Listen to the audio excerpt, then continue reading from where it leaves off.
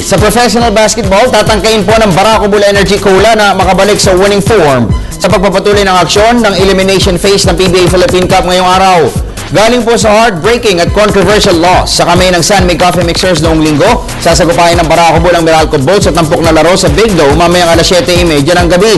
Mataas ang kumpiyansa ng Junel Baculi mentored squad papasok sa kanilang susunod na tatlong laro dahil mga lighter teams lamang ang kanilang makakabangga.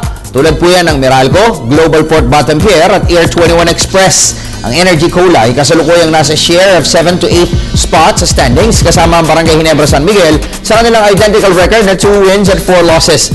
Sa kabilang banda, sariwa naman ng Meralco mula sa 10 araw na pahinga at target ng kupunan na makahabol sa Rain or Shine Last Two Painters sa ikalawang pwesto ng standings. Samantala, maya-maya lamang ho ay uusok na ang aksyon sa pagitan ng San Mig Coffee Mixers at Global Port Bottom Pier.